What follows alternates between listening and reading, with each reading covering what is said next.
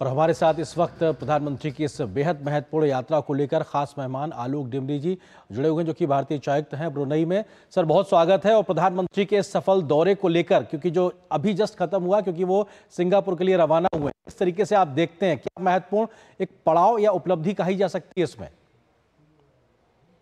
नमस्कार। धन्यवाद। आपने बिल्कुल सही कहा। आज प्रधानमंत्री महोदय कुछ ही समय पूर्व 2 दिवसीय यात्रा ब्रुनेई दारुसलाम की समाप्त कर सिंगापुर की ओर रवाना हो गए।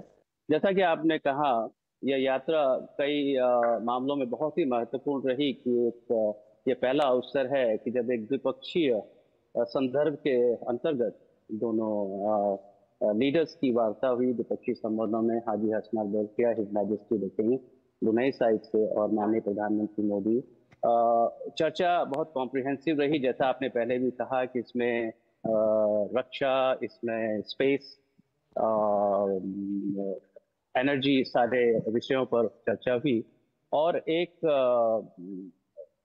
लॉन्ग टर्म स्ट्रेटजी की भी बात हुई कि हमारी जो इनहैंस पार्टनरशिप जो इस दौरे का एक परिणाम रही है, उसके स्ट्रेटेजिक डायरेक्शंस किस तरह से नए निकाले जाएं। Energy security, food security, cyber security, ICT, और एक तरह से दोनों ही पक्षों की कैपेबिलिटीज और जरूरतों का समायोजन किस तरह से किया जाए, इस पर दोनों ही शीर्ष लीडरशिप की तरफ से दिशा निर्देश भी मिला और उनका पुनरावलोकन भी हुआ। जैसा कि आपने पहले अपने न्यूज में बताया, अपने एनालिसिस में, कि इसमें प्रधानमंत्री महोदय ने लुक ईस्ट पॉलिसी का जिक्र किया, आसियान और आसियान सेंट्रलिटी का भी जिक्र किया, और इंडो पैसिफिक में भी ब्रुनेई को भारत का एक महत्वपूर्ण साथी के रूप में उसका चित्रण किया। प्रधानमंत्री महोदय ने आसियान कॉन्टेक्स्ट में ब्रुनेई का भारत के सहयोग के लिए भी ब्रुनेई को धन्यवाद दिया, और हिज मैजेस्टी की long standing guidance for the bilateral relationship and in the multilateral context, उसके लिए भी उन्होंने ब्रुनेई का धन्यवाद दिया। जी। सर, बहुत जी। महत्वपूर्ण है, क्योंकि किसी भारतीय प्रधानमंत्री की द्विपक्षीय ये पहली एक तरीके से यात्रा थी। 40 सालों के इस पूरे हम अपने सहयोग को देखें तो ब्रुनेई का राजनीतिक जो पूरा लोग हैं या वहाँ के जो आम लोग हैं, वो प्रधानमंत्री की इस यात्रा को किस तरीके से देख रहे हैं? क्योंकि आपसी सहयोग के लिहाज से भी इस पूरी यात्रा को एक बड़ा आधार माना जा रहा है, जो इस तरीके से इसको आगे बढ़ाता नजर आएगा। उस नजरिए को कैसे आप सामने रखेंगे सर? भाई, इसको इस तरह से देखा जा सकता है कि पिछले विगत 10 वर्षों में, दशक में, जिस तरह से भारत का एक प्रादुर्भाव हुआ है विश्व पटल पर, और जिस तरह से माननीय प्रधानमंत्री महोदय का एक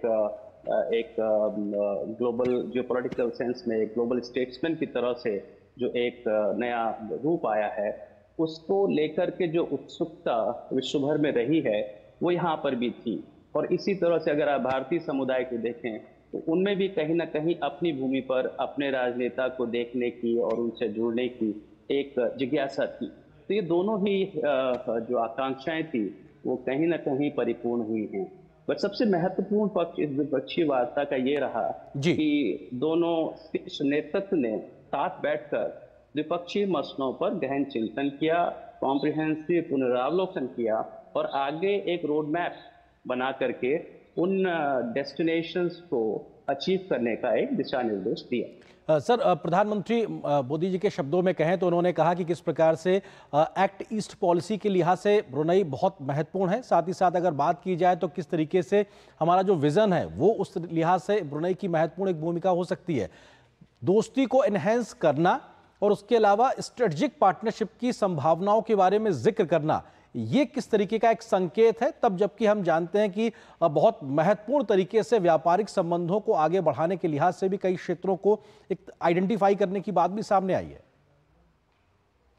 तो जैसा कि आपने अपने पहले डिस्कशन में ये भी कहा कि his majesty the king has been, वो दुनिया के सबसे लॉन्गेस्ट रनिंग मोनार्क है। 1967 में उनका अनाउंसमेंट हुआ था। तो एक तरह से उनको, जो प्रधानमंत्री महोदय ने भी उसका अंडरस्कोरिंग किया कि वो सबसे इम्पोर्टेंट एक ग्लोबल स्टेट्समैन की तरह से उनका एक दर्जा है आसियान समुदाय में। और प्रधानमंत्री महोदय ने उनको धन्यवाद दिया कि हमारे बायलैटरल रिलेशंस के लिए जो पिछले विगत 1968 से हिज मैजेस्टी का जो योगदान रहा है और उनका दिशा निर्देश रहा है, और जिस तरह से उन्होंने भारतीय समुदाय की रक्षा की है और उनको केयर किया है, उसके लिए भी उनका धन्यवाद दिया।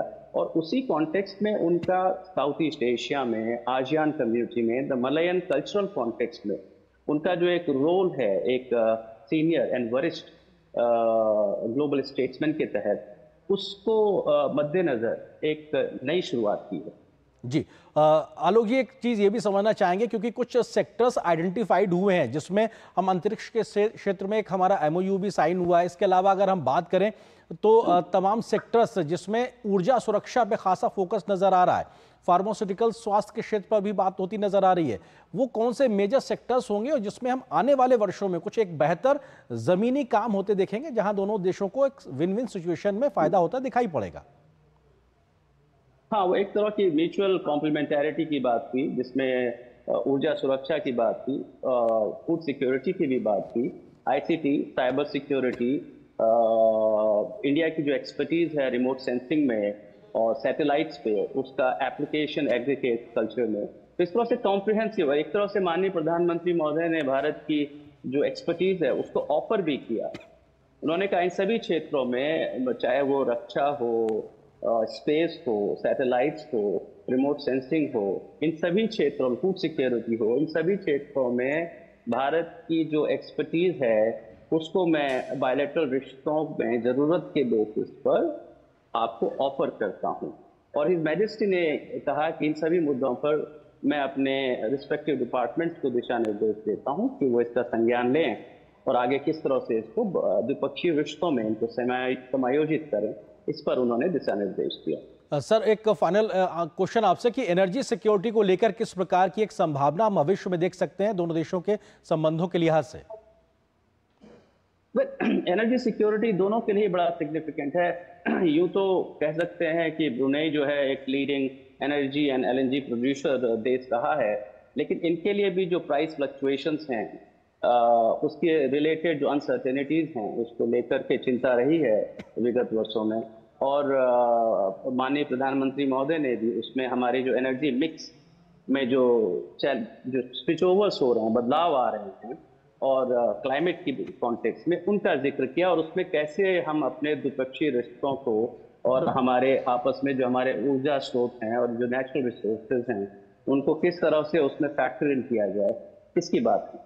जी, बहुत बहुत शुक्रिया आलोक डिमरी जी, भारतीय उच्चायुक्त हैं ब्रुनेई में। प्रधानमंत्री के ब्रुनेई के इस दौरे के बाद हमारे साथ स्पेशली जुड़े। सर, बहुत शुक्रिया वक्त देने के लिए, हमारे साथ जुड़ने के लिए। दूसरी खास मेहमान अंशु जोशी जी इस वक्त हमारे साथ में